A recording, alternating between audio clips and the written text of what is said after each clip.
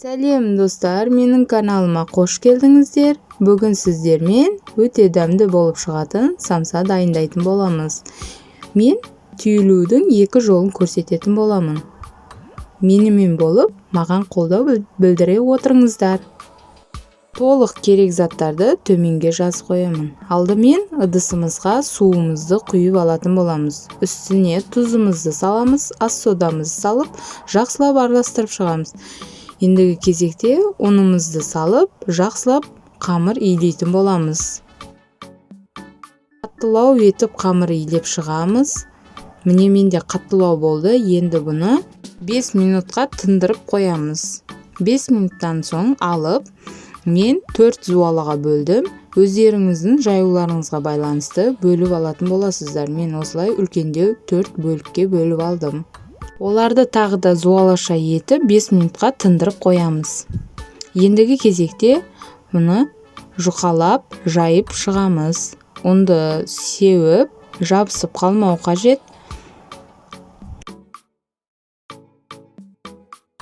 Осылай біркелкі жайып алған соң, үстіне ерітілген сары май немесе маргаринімізді жағып шығатын боламыз.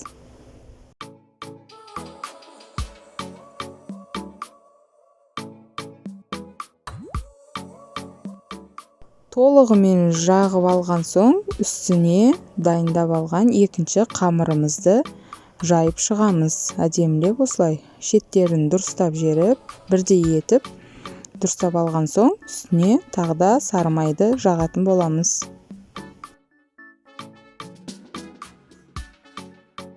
Осылай домалақша етіп ораймыз, біркелкі ішінде қысып, қатты қысып орайтын боламыз. Ішіне ауа қалмау керек. Бұны енді холодильнигімізге 10-15 минут қойып қоямыз. Енді ішіне салатын салмасын дайындап аламыз. Мен ет, сарымсақ, картошка, түрлі приправа, тұз, сұйық май қостым. Жақсылап араластырып қойып қоямыз. Енді холодильнигімізде тұрған қамырымызды алып, осылай кесіп шығатын боламыз. Үлкендеу етіп кесеміз. Мына видеода көріп тұрғандай. Енді оны біркелкі әдемілеп, үлкендеу етіп, домалақша етіп жайып аламыз. Осылай ортасынан кесіп, видеодағыдай түйіп шығатын боламыз. Қамырымызды жақсылап бір-біріне жабыстырып шығатын боламыз. Әйтпесе ашылып кетуі мүмкін. Сол үшін жақсылап жабыстырыңыздар.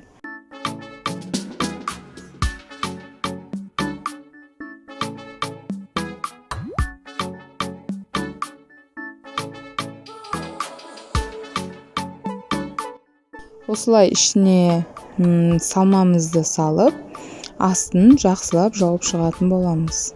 Қаттырақ жабамыз, әйтпесе ашылып кетеді.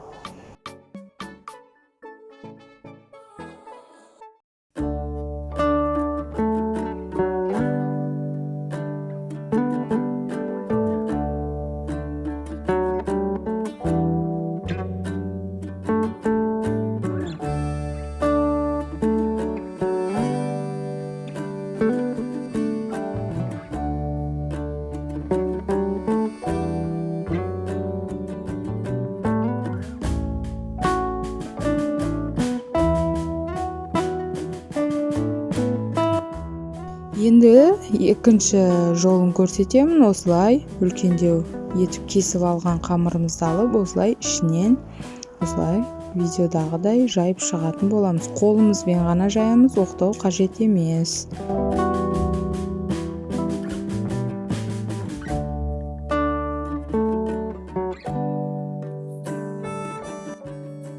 Осылай үлкен болғанша қолымызбен осылай айландырып жайып алатын боламыз. Ішіне салмамызды салып, жақсылап жауып қоямыз. Бұнда байқау қажет, ашылып кетпеуін қадағалаңыздар.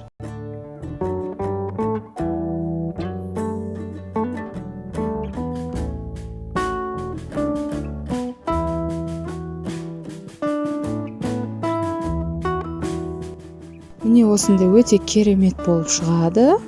Енді үстіне жұмыртқамызды толықтай әдемілеп жағып, үстіне күнжіттеріңіз болса күнжіт сеуіп, 250 градуста 35-40 минуттай пісіріп алатын боламыз. Міне самсамыз дайын болды, өте дәмді болып шығады. Сіздерге ұнайды деген ойдамын. Егер осы рецепт сіздерге ұнаған болса, маған тіркеліп, лайк басып пікір жазуды ұмытпаңыздар. Сау болыңыздар.